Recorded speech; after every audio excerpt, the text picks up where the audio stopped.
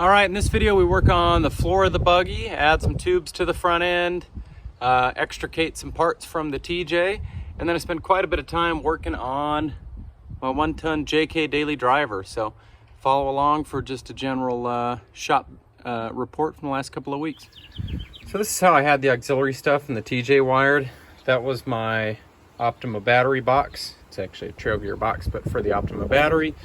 And then I have this Leash Electronics relay board, and then a separate one for the main radiator fans, because I wanted that totally separate. So all of this stuff is going to get reused. It's all really high end, just a Blue Sea Systems 12-volt deal for anything that I didn't want on a relay. That should be good stuff. The battery cables, the cutoff switch, all that's going to need to get taken out of here. All good stuff. The battery box I want to reuse if I can save it. Battery box is out. Got a couple of things to weld back up on it, but cleaned up all right actually.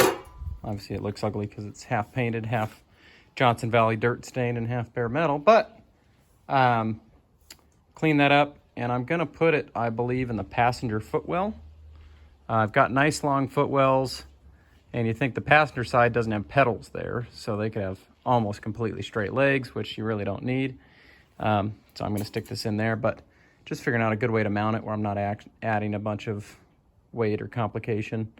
I don't think I'm going to bolt it straight to the aluminum floor, but maybe I put some tabs under there, then put the aluminum floor under it. But basically with all these windows, I think I do want to put floor under it. But I don't know, then it gets hard to take it off. We'll decide here shortly. Moving in the order of satisfaction, I decided it was time to start going after the floor. So this started as a 4x8 sheet of 1/8 inch 6061 aluminum. They ship it with this sticker on the top of it. I don't know why, but I'm fine with it because once it peels off, it'll look nice and fresh. My uncle told me that you could cut aluminum sheets with a circular saw.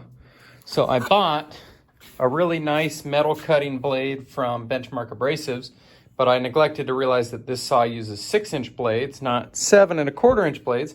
So then I just tried it with whatever wood blade this saw came with, and the aluminum cuts like butter. Really impressed. It leaves a nice clean edge, maybe a little bit sharp. The only drawback is it makes metal shavings that are sharper than razor blades. So I set up a lifetime table over in the yard and cut this out. So I need to go scoop up all that dirt and throw it out because it'll cut a hole through you. But basically what I did is just started with 4x8 sheet, took a whole bunch of measurements here and went and transferred over and drew them out, all arts and crafts.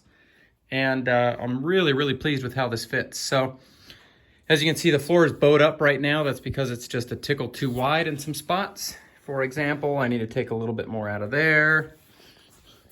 I need to take a little more out of here.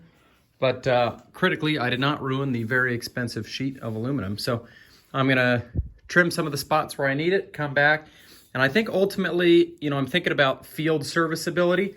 So I decided I'm gonna cut this in half, I believe, and I'll run a strip of aluminum over it that's riveted, and then probably use riv nuts to where it connects it. But I wanna be able to, with the seats in the car, which you can see the seats would be back here, be able to pull individual floor panels out really easy to get down to service things like drive shafts, the transmission, or whatever it may be. And the way this works, where these tubes, aka the door bars, are narrower than the floor, to get the floor in, you have to bow that panel a bunch.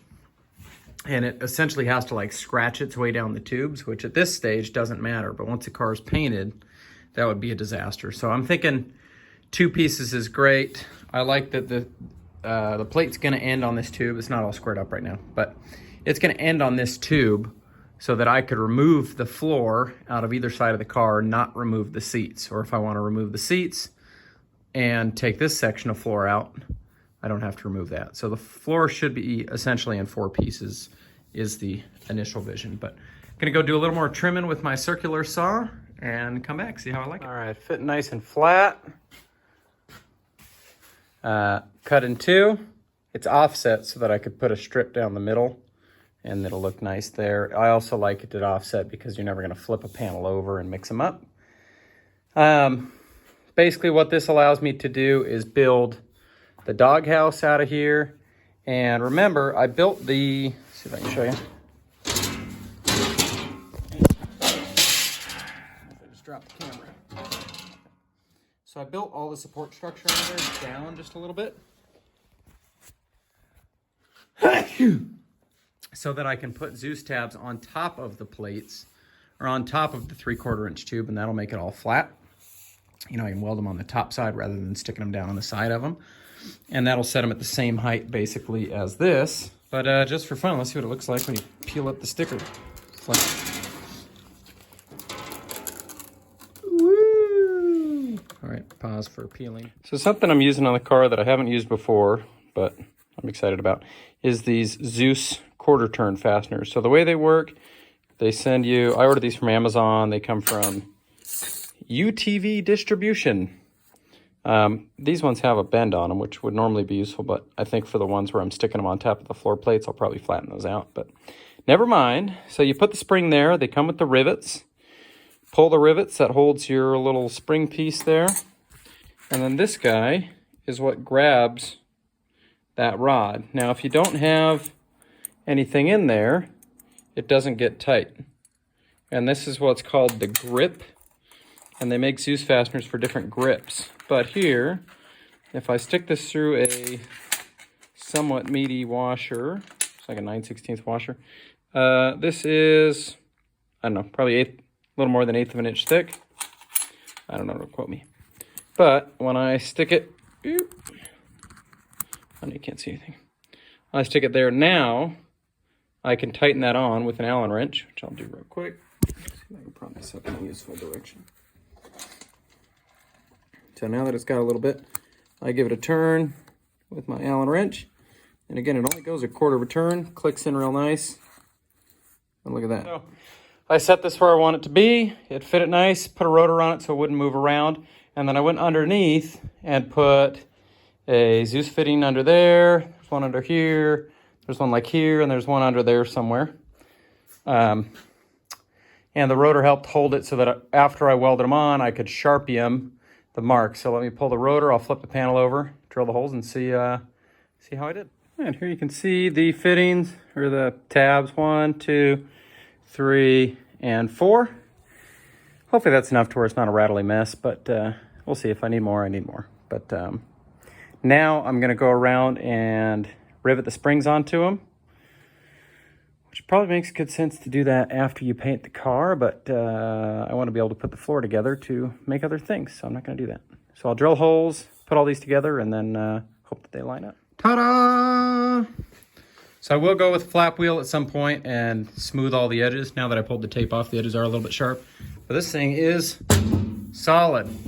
The whole car might be rattly, but basically what I've done before is where it intersects with tube on the bottom side, I ran a strip of Gorilla Tape just as kind of a gasket, but honestly, there's no wiggle in the thing. It's really solid. So my hand is thoroughly sore from doing rivets. I don't know why rivets. I just, I feel like they're more difficult than they need to be. That is a flat floor. The seat sits basically flat on the floor. I'm just really pleased with that, how that layout's gonna work. Ta-da! Gas pedal's definitely where I want it. Brake pedals, perhaps a little bit high, depending if I'm wearing a different pair of shoes, but it's right in the ballpark where it needs to be. Steering wheel here, fired up. Passenger seat mounted, same procedure as the other side. I made these rails so they fit just inside the tabs of the seat. So put the seat where I want it, Sharpie mark through the hole, do my best to drill it, which had varying levels of success, but it's in. So sat in there, and I don't know how attached I am to putting the battery up there. It's pretty darn comfortable without it, and I'm not that big, so if some of the taller guys get in there, I think they'd like the foot room. Could put the battery there and then put a foot plate there, but I don't know. Might look at, see if I can cram it down in between the seats here. Not sure yet. Pulled the grill off. Now's the time where I'm finally gonna match this tube over here. This was too long. Well, basically it looked really cool, but this side couldn't match or the tube got into the winch body. So let's fire up that tube notcher again. It's been a while. I find the key to this is having a drill with good torque at low speed, and it seems to keep these hole saws alive for a long time. All right, so I'm now looking into what to do for the radiator. So this is one I actually got that got damaged in shipping and leaks, but otherwise I never really got to run it for obvious reasons. But anyway, good mock-up one until I pull the one out of the TJ. And basically I made the shock mounts exactly the width to where the shock bolt head can fit on this side, on the inside, and still clear the radiator. That means the radiator would have to come out to take the shocks out, which is pretty inconvenient. But we'll see how that pans out. Ultimately, this is where the radiator's gonna go. But the big goal here is yes, it's a rear-mounted radiator, but it's very, very low as far as rear-mounted radiators go. So I think that could work just fine. Rocking the radiator back like this. As you can see, the shock bolt on the other side. This would allow me to service the shocks, get them on and off, which really would be a big advantage. Looks a little bit goofy, but I can't think of a reason why this would be bad. So let me ponder that a little bit. I don't really love where the fuel pickup would be. It would mean the hose would have to kick out, kind of bend away and come up here. It could not come straight up out of the cell. I don't know.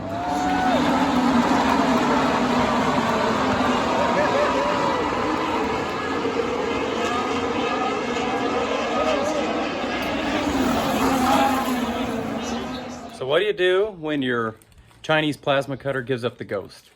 Well, you look at quality plasma cutters for a while and decide they're too expensive. So then you look at multifunction welder plasma cutter combination machines.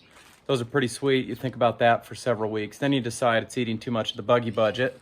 So then you go back to thinking, I'll just get another Harbor Freight one. But then you remember this is your third Harbor Freight plasma cutter. And fool me trice, joke's on me, whatever that phrase is. So then you realize, okay, I need something cheap. So you don't want to go to the same Chinese village where they made the first one. You want to go deeper into the provinces till you find the Arc Captain. The more American the name, the better, right? Maybe not. This is allegedly a 55 amp dual voltage. I don't know why it says Bluetooth. What on earth would you do with Bluetooth? But anyway, the sticker game is on point. Look at that. Only China could think of banging gears and making AI welders in the sticker department. So I'm pretty stoked on that. So what you get is this absolutely microscopic little Arc Captain welding machine. Not quite, but close enough. And does it feel high quality? No, it is extremely lightweight. It comes with its own regulator and water separator, which is kind of cool. But then they give you the stupid hose that you have to have your own fittings on. So I hose clamped on a male air fitting here with a barb that I happen to have, so I can put a chuck on it. So I don't like that. Fired it up.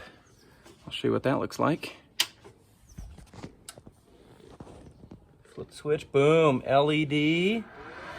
Look at that. Fully pinned, 55. I don't know why anybody runs plasma cutters under full throttle, but just for fun, I ran it at whatever that was. Something like that. And it works. I cut some 1/8 inch, I cut some 1/4 inch. How long does it work? I don't know. I don't expect it to last forever, but I'll keep you updated. Hopefully it gets us through the build. All right, 52 amps, precision randomly selected with the dial. This is some 1/4 inch material that I decided I could ruin. Let's see how it works. Now you don't want to wear safety glasses or a hood for this.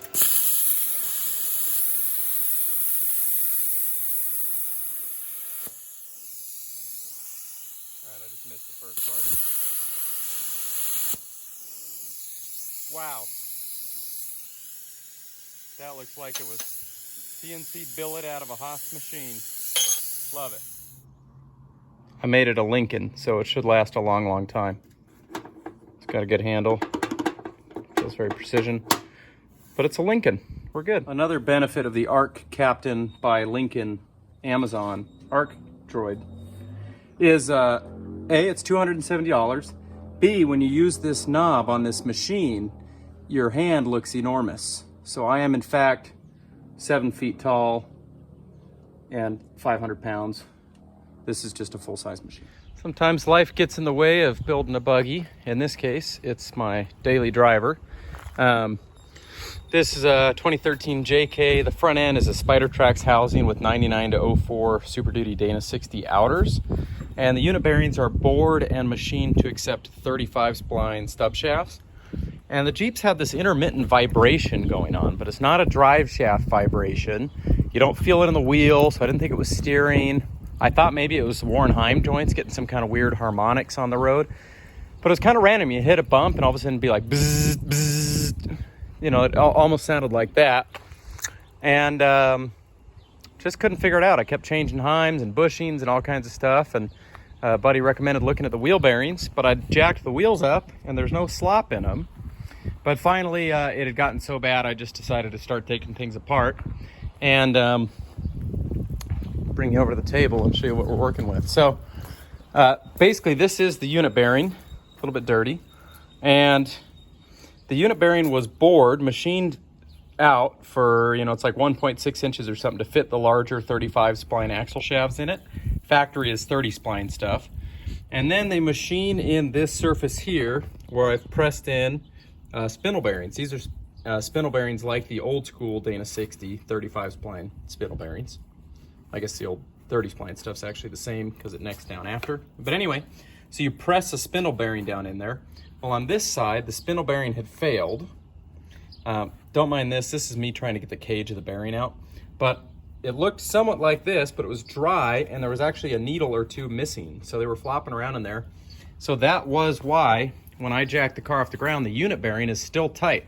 So the wheel's not wobbling, but the axle shaft that rides on this spindle bearing was getting all kinds of vibration and bad stuff going on there. So the axle shaft's a little bit beat up where the bearing used to be, but I think it'll clean up fine with a little bit of sandpaper. And I realized with some good help from my buddy Chris that basically I put these bearings in here. I didn't get these machined. I purchased these, or these actually came with some parts I got for the Jeep that another guy had dealt with, and then they sat on the shelf for years. But I didn't realize that the spindle bearing is supposed to have a seal out here, and then it uses this plastic thrust washer. And basically that stops it from riding the axle shaft against the unit bearing face here, and theoretically will keep grease in the spindle bearing. So this side looks fine, but I'm going to replace it and get the seal, get the thrust washer. Should get that all fixed up. So I need to knock both of these out, but there's no lip on the inside because they bored it to the same diameter as the bearing cage. So it's a real bear to get it out. But anyway, so I'll figure out how to keep chiseling that thing out. But let me show you what it did to the locking hub. So for locking hubs, you can't use the stock Ford stuff because this is, again, larger 35 spline.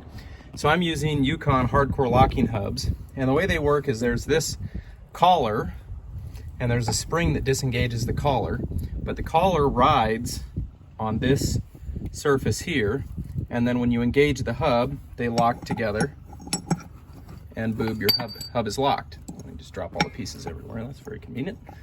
But as you can see from this one, this is a bronze bushing, and because that spindle bearing was bad and the axle shaft was walking around where it shouldn't be, it's basically eaten most of the bronze bushing out of there. You can see a sharp lip on that side.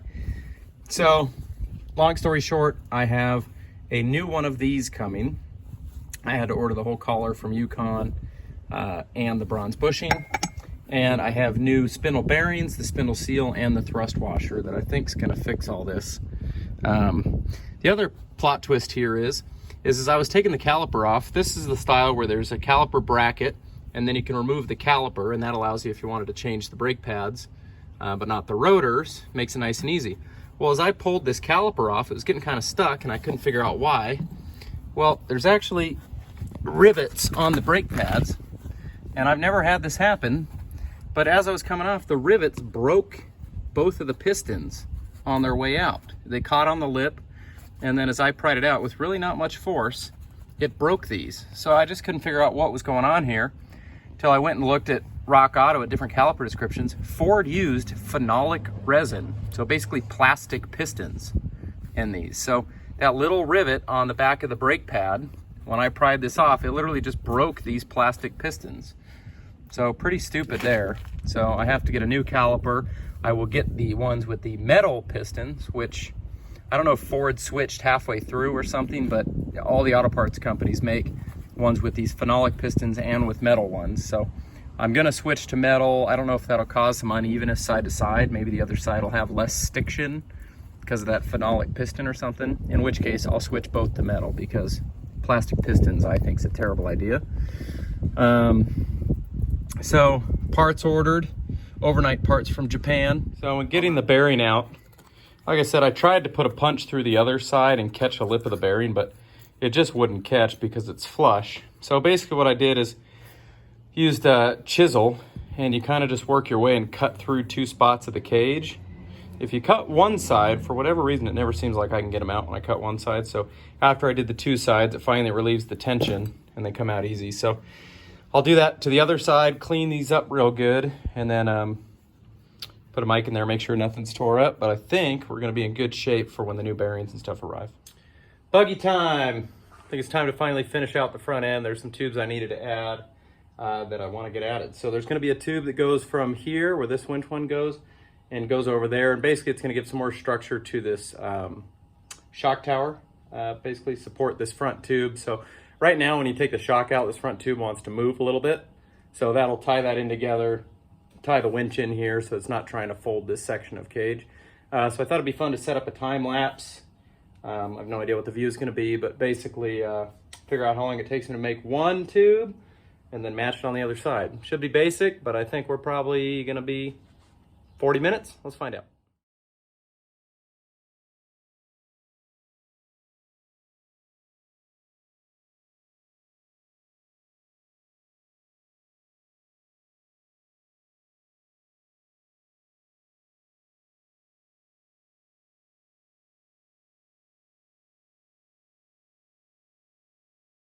That was about 25 minutes, a little over 25 minutes. So it was a little bit faster than I thought. And I'm very pleased with what came out. So let me turn the camera around. So we have this tube here and one on the other side. Basically, like I said, we're tying this to this, we're reinforcing this joint, and we're tying this front tube to this tube, which the whole purpose of this is really just to double shear the shock mount and help give some strength to the front of the frame.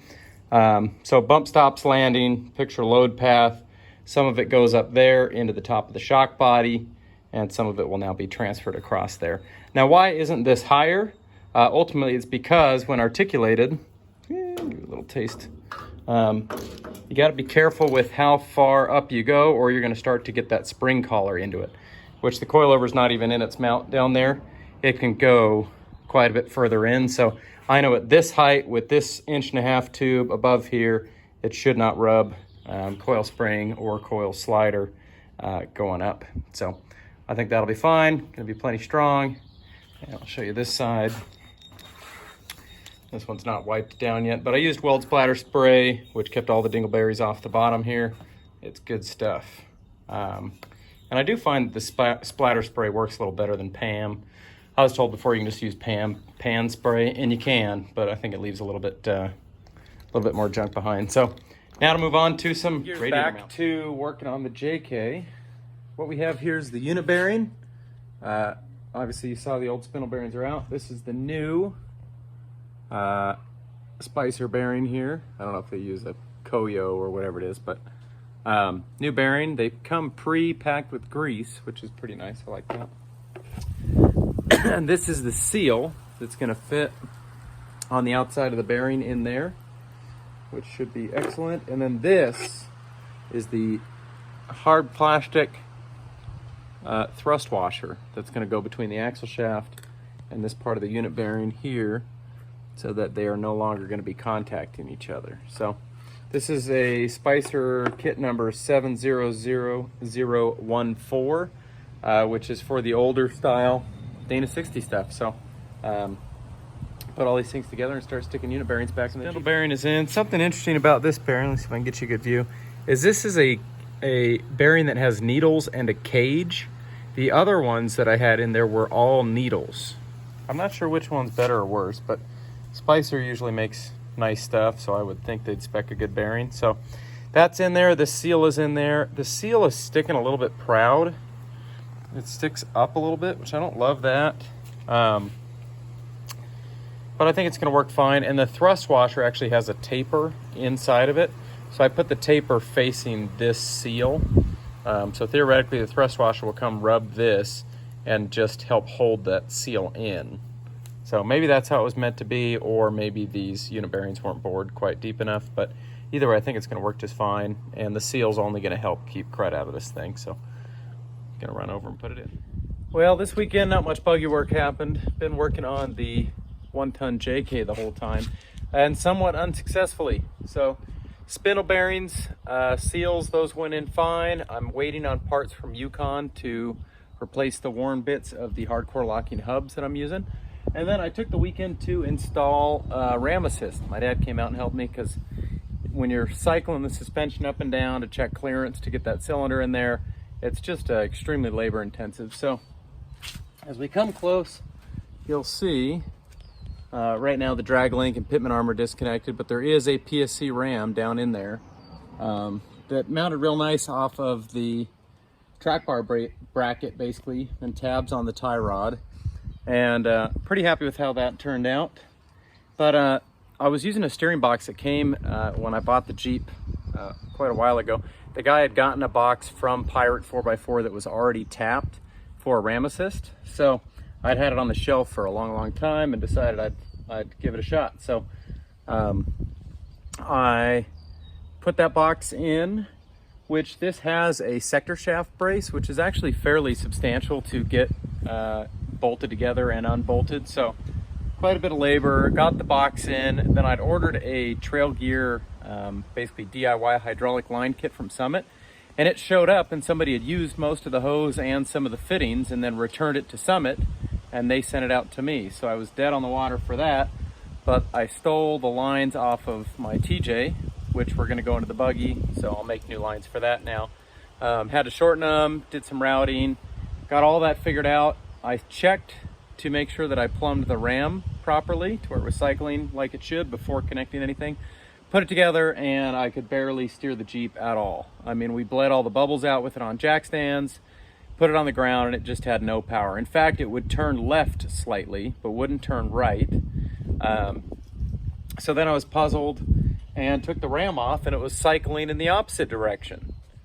But I know I checked it and routed them properly, so that was pretty puzzling. So I flipped the lines, poured hydraulic fluid all over absolutely everything again, and steering wheel doesn't move at all, so it's clearly fighting the ram. So then I disconnected the lines off the box, capped the ports on the box to see if it would just work as a normal steering box, and it doesn't at all. So I don't know if the internal seals in that box blew up or what, but that box is junk, which explains why somebody took it off and sold it. Kind of a dirty deal there.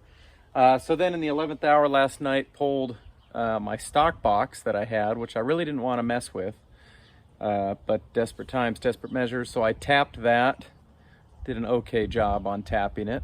It's always finicky tapping stock boxes if you don't know exactly where to put them, but I think it'll work. So that box has started the install back in there. While I was at it, I wanted to do a transmission filter and flush, which I think hasn't been done on the Jeep. It's right around 60,000 miles. The fluid wasn't burnt or anything, but definitely was dark. So it was a good time to do that. But while doing that, I knocked my drain pan off of the block I was using to get it up closer to the transmission and poured all of the fluid absolutely everywhere. So here's just remnants of that spill. And then of course, with all the ram assist nightmare, I spilled, 5 quarts of power steering fluid all over the place. So after a weekend of grueling wrenching with some good help, we still have a Jeep that doesn't drive, but hopefully tonight I'll get the steering box, finish installing the steering box, plumb the ram, which the fittings in the box that I tapped are in a different location than the one that I took out, which might have been part of the problem. So I have to reroute hoses. Hopefully I didn't make them too short, and still a long way to go. But that's probably where I'm going to end this progress video. A little bit of progress on the buggy, lots of progress on the Rubicon rig, and lots more to go.